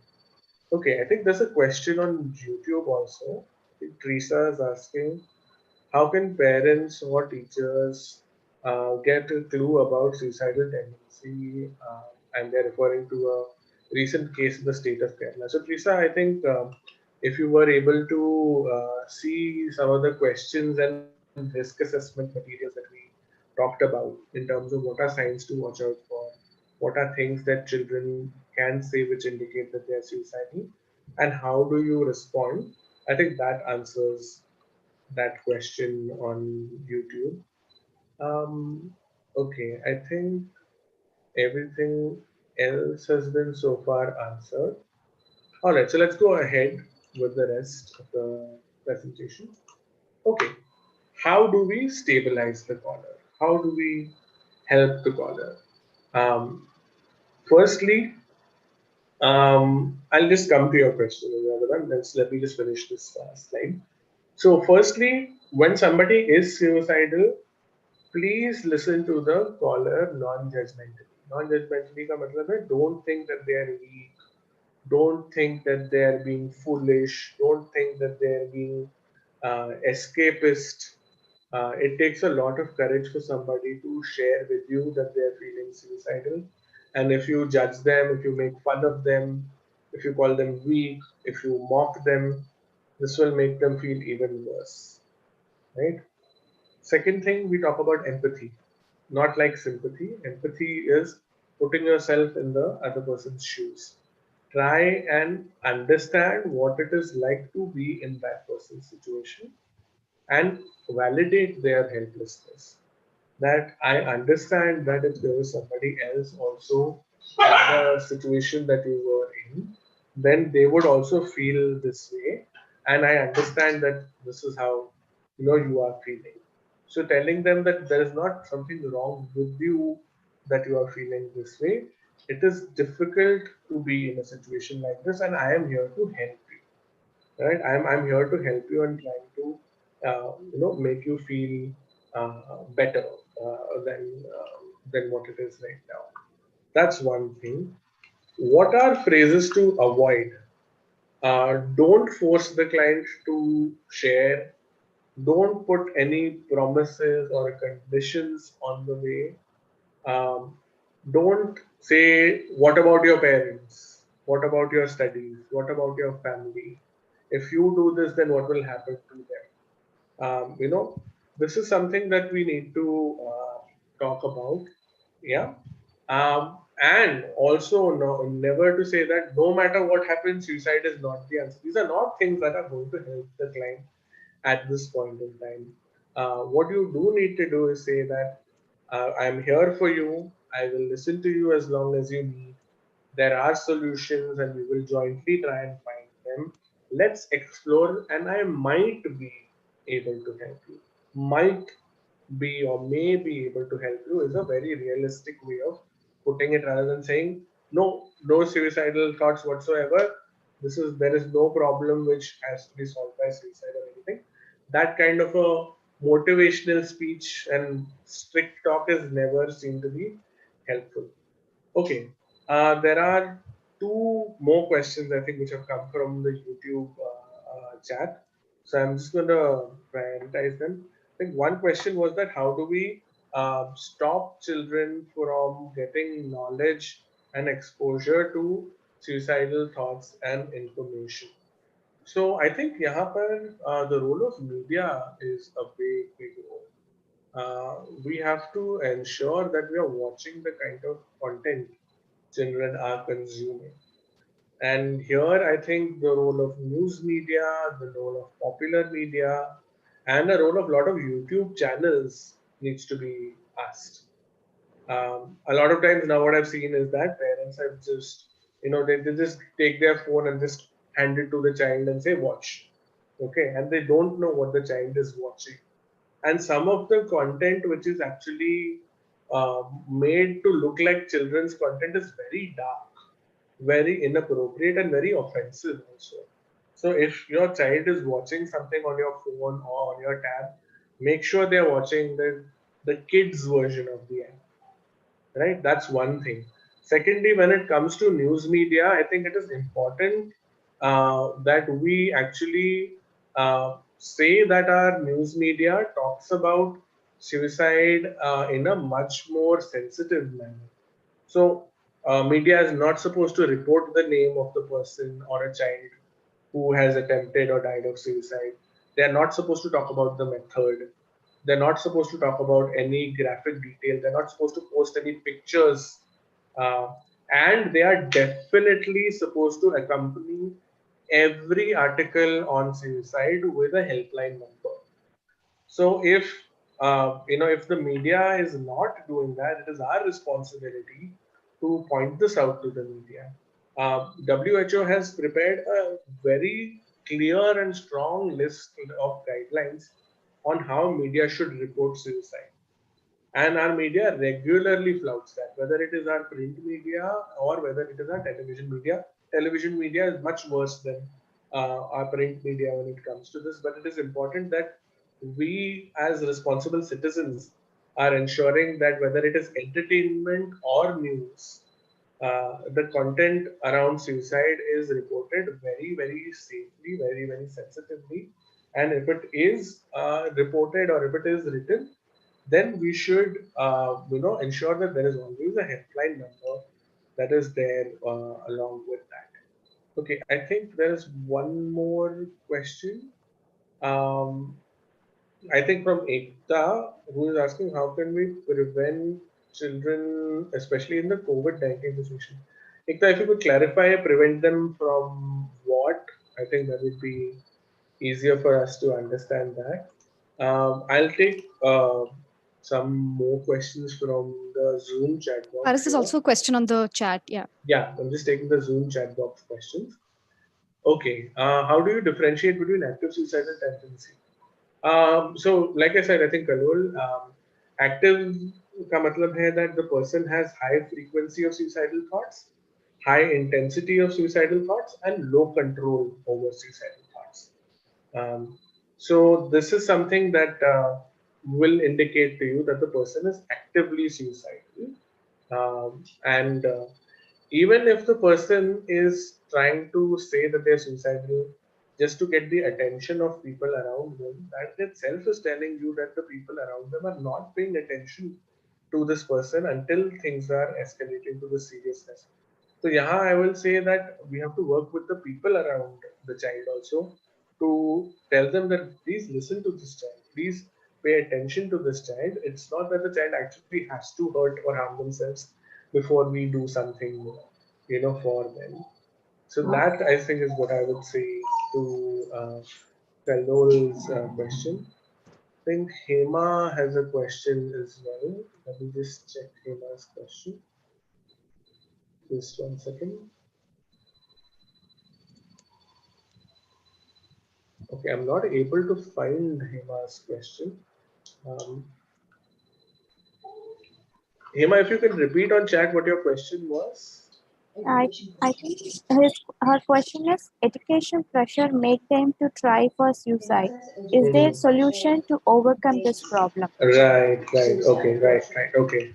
So I think one of the things that has been in a lot of conversation is the role that competitive exams and board examinations play in terms of suicidality, and how there is a need to look at assessment of education and intelligence in ways other than exams all the time. And I think every school needing to have a counselor or at least a counseling helpline or a service that the children can talk to, especially during exams and times where exams are coming up, can go a long way in helping the children not feeling suicidal during their studies. So that's one thing. Okay. Dhanraj asks, what is the possibility of a person who has depression attempting suicide? Okay, so Dhanraj, like I said, statistics show that only 60% of suicides in India, completed suicides in India, were related to mental illness.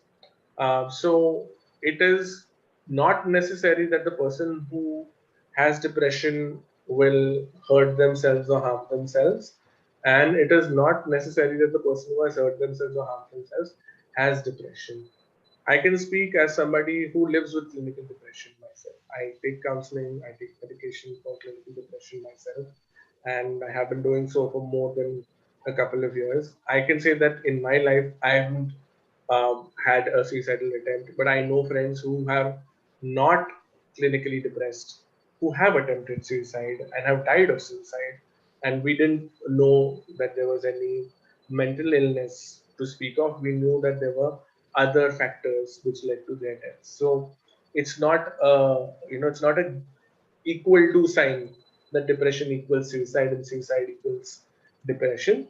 Unfortunately, the narrative becomes depression. So that's one of the things that I want to say. Okay, I think there is a question from Venkat Rao. Okay, political involvement is giving more trouble in children rescue time and child marriage. How can we overcome Political pressures. Okay, I think definitely a difficult question to ask.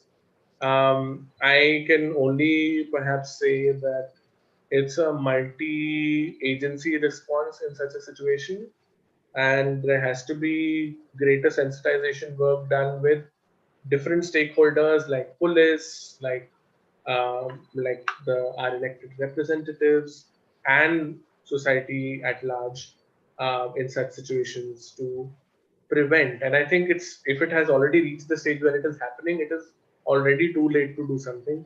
More preventive work needs to happen with multifactorial stakeholders.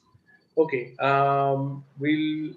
yeah, we'll look at one or two more questions, and then I'll come to the feedback part of it. Okay, I'll take Sneha's question. A direct negation or a stern no can intrigue an individual. Instead of supportive negation can do the same purpose.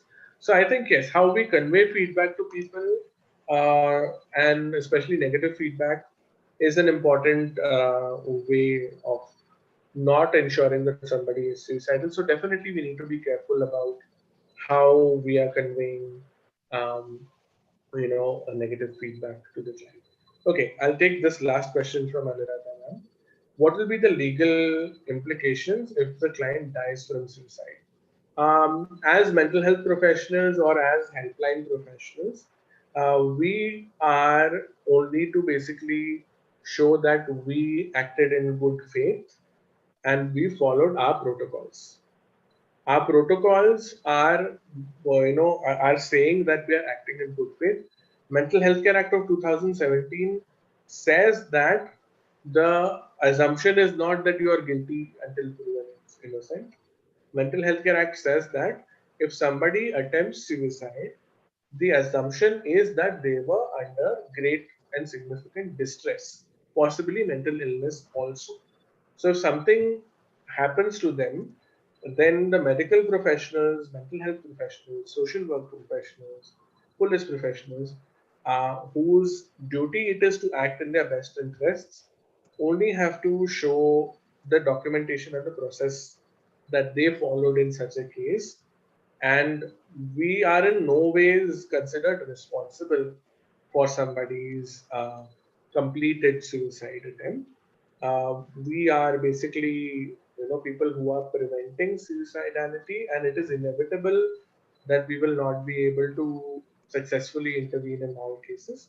So there's definitely, no legal implications of a legal kind. And of course, uh, an attempt of suicide and a completed suicide are both now not criminal offenses. So that a crime has not been committed, a life has definitely been lost. The police can investigate to see if there was any malpractice or any abetment to suicide. But there again, it's not that the mental health or medical professional is being looked at as a suspect. They are just being looked at as a witness, and they will just be asked, what is it that you had done in this process? As long as we are following our standard protocols and ensuring that we acted in the best interest of the child or the client, I don't think that there's anything to worry about, or be yeah, to be you know worried about it as a legal implication. We will definitely be doing a lot more sessions on this and a lot more information. Some of you are asking for this information. So as Harleen ma'am said at the start, this is the first of a series of webinars and learning initiatives which we will be doing in the next 6 months for all of you. So please rest assured that even though if you are not able to answer all of your questions today, we will be doing a lot more learning and a lot more webinars along with all of you in the next months to come. I think I just want to, bring to everybody's notice that we have a feedback form right now, which we will also paste on the YouTube link. I'm just going to check if that has been shared right now. This is for all the participants who are here with us on Zoom as well as on YouTube. Please, please fill out this, feedback form. It's a completely anonymous feedback form. It will only take you less than a minute to just answer this feedback form, and we'll be able to gain your valuable inputs on how we can improve and how we can do more sessions in the future, and what they should focus on.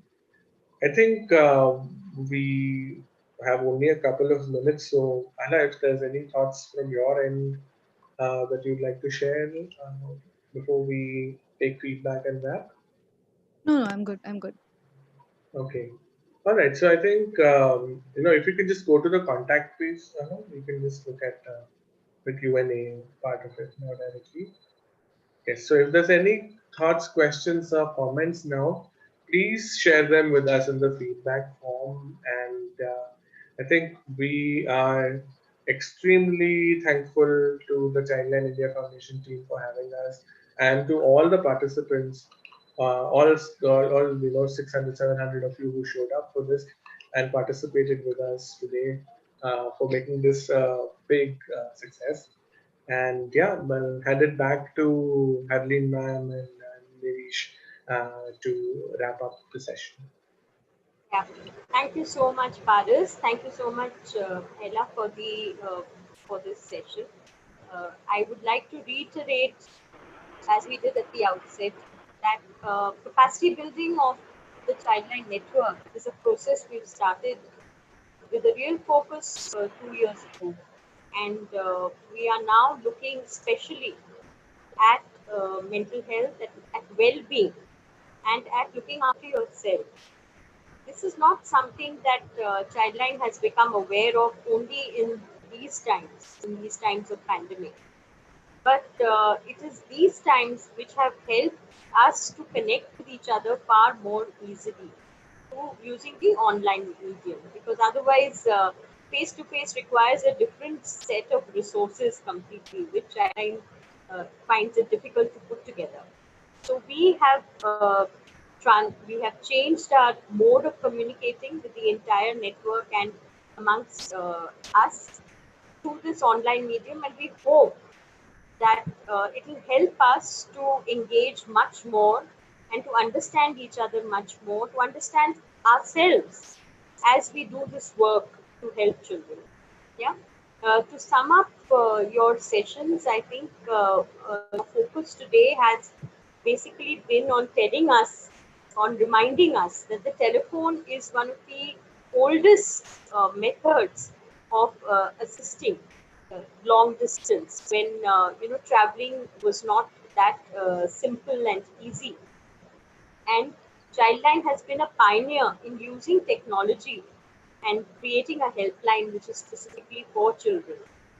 Both of you have also stressed a great deal on how in communication on the telephone, it is the verbal communication, it is our listening skills on how much attention we are paying to what our caller is telling us, and how we are expressing ourselves using the right words, and also making the caller understand that their words are being listened to very, very carefully. So these things have become are critical, not become, they are critical, they've always been and will continue to be a critical part of assisting on the phone. CHILDLINE doesn't only assist on the phone, CHILDLINE also reaches out to children face to face. But those are elements, as Paras has said, which we will look at as we move forward. The other very crucial segment which has been touched upon today, and I think it's a question that many of us have faced during the course of our work as childliners or outside childline, in our personal lives or otherwise, which is this whole element of how to deal with a crisis. And when a crisis is a life and death situation, what is the kind of assessment that you can do? So what we have learned today is not specifically how to do each and every single step when you're addressing a crisis. What we have learned today, which I personally thought was extremely helpful as a starting point, is the framework. The basic things that you would need to look at if you had to assess whether there was a life and death situation, or how much risk was the child in, or how much risk were you looking at when you were listening to the child. How much help does the child require? I think as we move forward, we are going to be taking up each of these, whether it's communication, or whether it's how to handle a crisis, whether it's how to handle different kinds of risk situations, and we will learn much more about them. But I would like to reiterate to all of Childline that this is a beginning. Please use this information as a background for your experience as you work on the ground. Use it to strengthen your experience. Please understand, this information will help you to understand also what it is, what are the things that you cannot do. Not just what you can do, but what are the things that are beyond you, which you do not have the technical, the expertise for. And as an emergency helpline, our job is not just to respond to an emergency, but to ensure that there's long-standing care. So I think this session would help us with that, to help us to understand that now our intervention was up to this point. Now the child or the adult who is helping the child needs specialized, attention from some other service provider, and it's our job to connect. So this. I think it's a constructive start. I'm happy that we could start finally, and we are looking forward to much more learning with Alternative Story and our Childline Network contributing to this service. Yeah. So thank you so much, Paris and Alva. And I'll hand over to my colleague Chitra for the formal vote of thanks and closure. Chitrakala, who is the head of service, and I think she is here online, hopefully. Is Chitra there? Yes, Chitra. yeah. Thank you. Thank you, Harleen. Thank you very much, Paris and Alia. I think in a true interactive session, and as good as an in-person interaction that we could have with facilitators. So the conversations were so lucid, and you all have given really very pragmatic tips and guidelines for the teams to take forward. And I think this session is really, as Harleen said, it reaffirms the continued relevance of the telephone, which is so helpful when it has to deal with crisis situations such as suicidal tendencies, which may really intimidate or inhibit people from sharing about their life experiences. So thank you very much for making it so interesting to be a part of the webinar. I'd also like to thank HCL for the support, for this whole initiative, and the partners. As we've seen in recent times, I think they have taken every opportunity of joining in online sessions and to make the most of these technical inputs that we have got from so thank you very much to all of you, and Harleen, of course, for facilitating the process of organizing this webinar for all of us. Thank you very much. Thank you. Yeah. Thank you. Thank you. See you soon again, everybody. Thank you. See you again for the next webinar. Thank you. Thank you, everyone.